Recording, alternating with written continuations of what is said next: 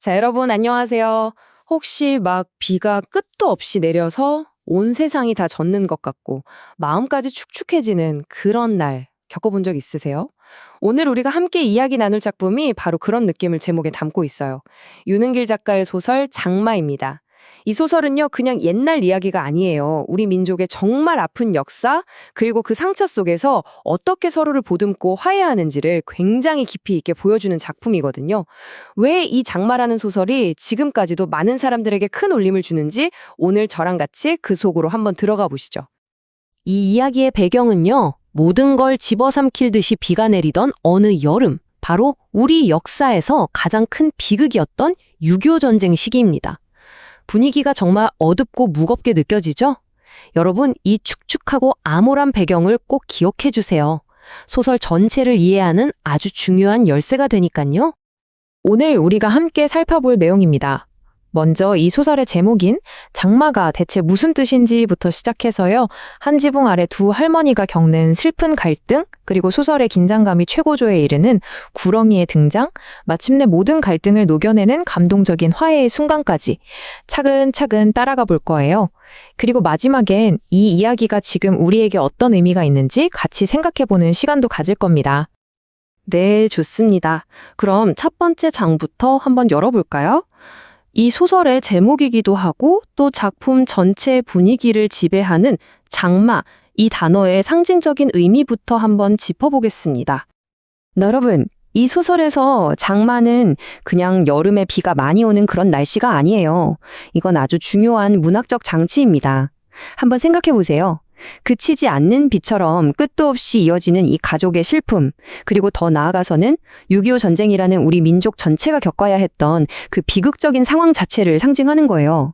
모든 게 어둡고 축축하고 희망이 보이지 않는 그 절망적인 상태를 이 장마라는 배경이 아주 효과적으로 보여주고 있는 거죠. 자, 이제 본격적으로 이야기의 중심으로 들어가 보겠습니다.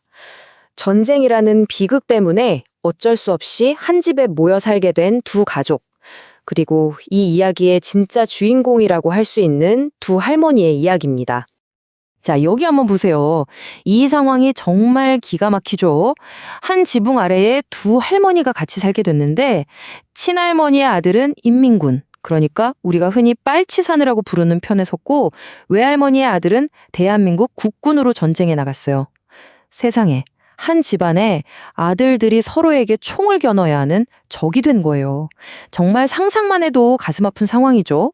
바로 이 지점에서 이 집안의 모든 갈등이 시작되는 겁니다. 아주 비극적인 씨앗이 심어진 거죠.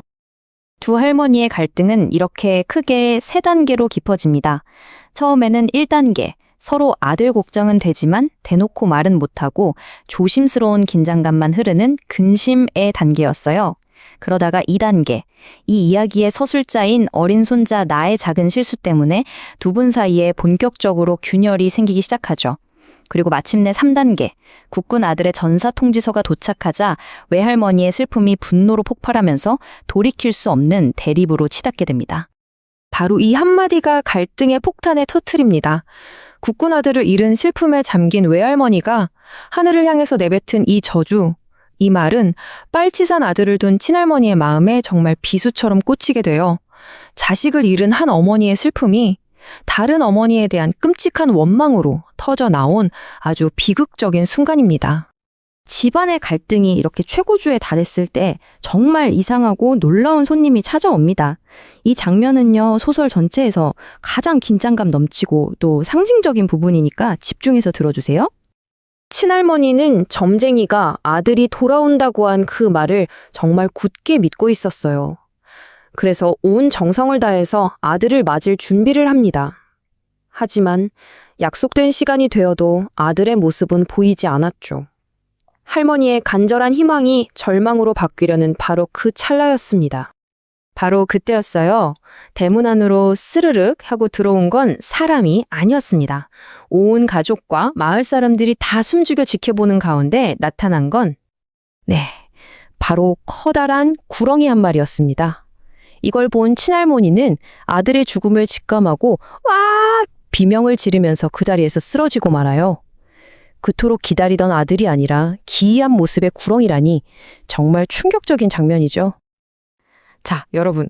여기서 이 구렁이가 뭘 의미하는지 이해하는 게 이 소설의 핵심이에요.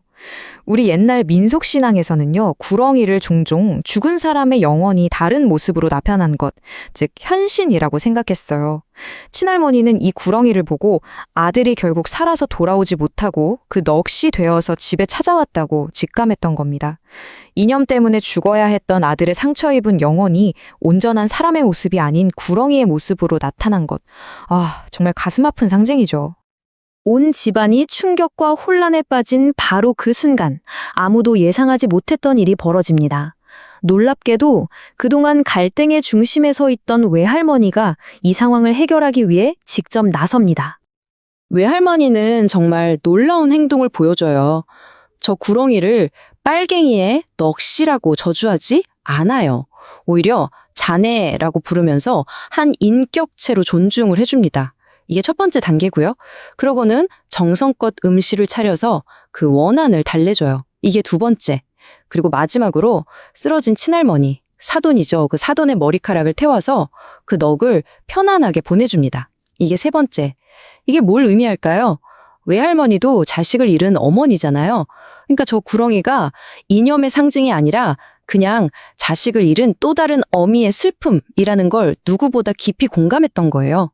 슬픔을 겪어본 사람만이 다른 사람의 슬픔을 닦아줄 수 있다는 바로 그런 걸 보여주는 정말 중요한 장면입니다. 그리고 마침내 이 소설에서 가장 아름답고 감동적인 장면이 펼쳐집니다. 의식을 되찾은 친할머니는 모든 이야기를 전해 듣게 돼요. 그리고 자신에게 그토록 모진 저주를 퍼부었던 외할머니를 향해서 조용히 자신의 손을 내밉니다. 이 짧은 한마디에 모든 게 다 담겨 있는 거예요. 그동안의 이념, 원망, 미움, 이 모든 걸 다 넘어선 깊은 고마움과 용서, 그리고 진정한 화해의 마음이 말이죠. 결국 두 할머니를 다시 하나로 이어준 건 서로 다른 이념이 아니라 자식을 사랑하는 똑같은 어머니의 마음, 바로 모성애였습니다. 정말 신기하게도 두 할머니가 이렇게 화해를 한 뒤에 그토록 지루하게 내리던 장마가 마침내 끝이 납니다. 마치 하늘이 모든 갈등을 깨끗하게 씻어준 것처럼요. 자, 이 결말은 오늘을 사는 우리에게 어떤 의미를 남길까요? 소설 장마는 단순히 과거의 슬픈 이야기가 아니에요. 오늘을 사는 우리에게 아주 중요한 질문들을 던지고 있습니다.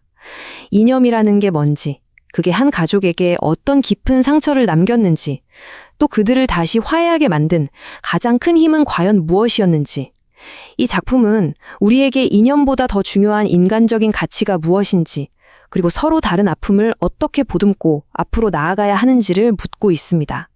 오늘 제 설명이 여러분이 이 위대한 작품을 직접 만나보는 좋은 계기가 되었으면 합니다. 꼭 한번 읽어보시면서 이 질문들의 답을 스스로 찾아보시길 바랍니다.